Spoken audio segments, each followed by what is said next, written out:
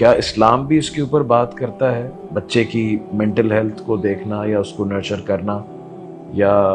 ہم نے تو سنا ہے کہ بس بچوں کے حوالے سے یہ ہے کہ 7 سال کا ہو جائے تو نماز کی تعلیم دو،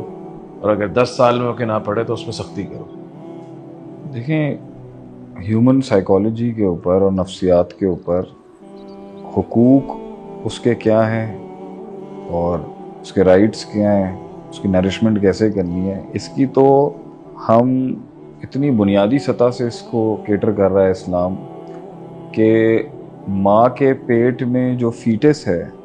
جب اس میں روح آ جاتی ہے کم و بیش 3 مہینے کے قریب، تو اس کا تو ابورٹ کرانے کے اوپر اس کی جان لینا بھی جو ہے اسلام کے اندر اس کے بھی رائٹس ہیں کہ اس کو آپ مار نہیں سکتے۔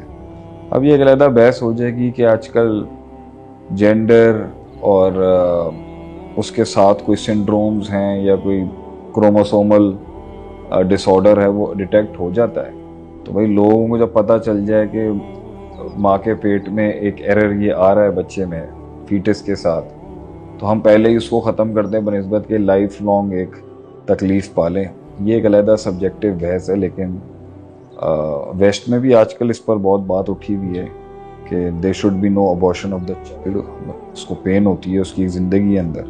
تو جو دین ماں کے پیٹ کے اندر ایک بچے کے رائٹس کی حفاظت کر رہا ہے، ماں کو ریسٹرکٹ کرتا ہے کھانا کھانے کے لحاظ سے کہ وہ she has to take care of 2 human beings, herself and the child, تو وہ بچہ پیدا ہونے کے بعد اس کے حقوق رکھے گئے ہیں، اس کی بلوغت تک پہنچنے تک اس کے حقوق رکھے گئے ہیں، وراثت کی بات کی گئی ہے اس کے حوالے سے۔ اس سے اگر کوئی کام ہو جائے دانستہ غیر دانستہ طور میں، اصول فقہ کے اندر ہم اس بحث کو پڑھتے ہیں، پڑھاتے ہیں اپنے مدارس کے اندر، جو قرآن اور سنت کا ایک اسٹیبلشڈ نارم ہے کہ ایک طفل ممیز ہوتا ہے، جی، وہ بچہ جو تمیز کر سکتا ہے صحیح غلط کی تھوڑی بہت یا تھوڑی زیادہ، اور ایک طفل غیر ممیز ہوتا ہے وہ بچہ جو تمیز بالکل نہیں کر سکتا نفع نقصان کی۔ صحیح۔ تو اس کا جو گارڈین ہے، ولی ہے، اگر اس سے کوئی غلطی ہو جائے یا بندوق چل جائے، کوئی اور نقصان ہو جائے، تو ولی جو ہے وہ اس کا ذمہ دار ہے۔ تو جو شریعت ایک ماں کے پیٹ سے فیٹس کے سفر کو قبر کی لحد میں اتارنے تک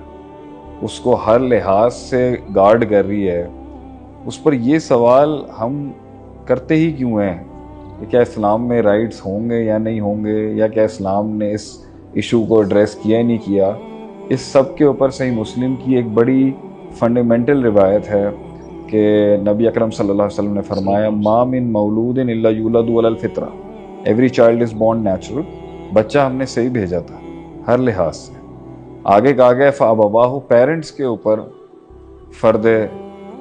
جرم عائد کیا گیا ہے کہ ماں باپ ہوتے ہیں جو اسے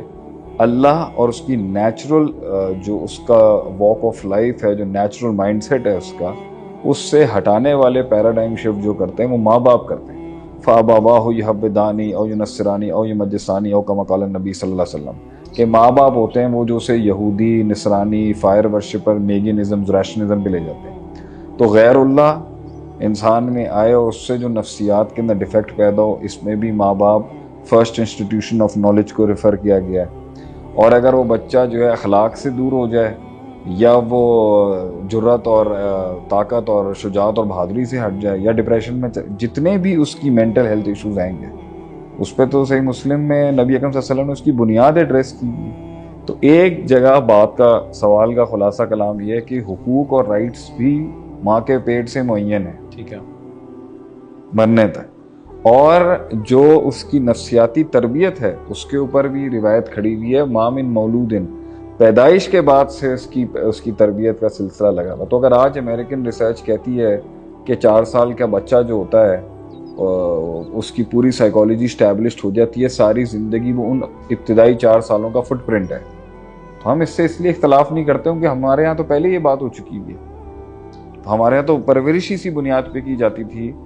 کہ یہ ایک انسان ہے اور یہ پیدا ہو رہا ہے اور اس کی ایک روحانی دنیا جس کے پرنسپل ڈیفرنس ہیں اور جسمانی دنیا کے پرنسپل ڈیفرنٹ ہیں۔ تو اسلام کیسے پیچھے ہٹ سکتا ہے نفس کو جاننے میں، نفس کے تزکیے کے اندر، نفسیات کے معاملات میں، اس کے جمال میں، اس کی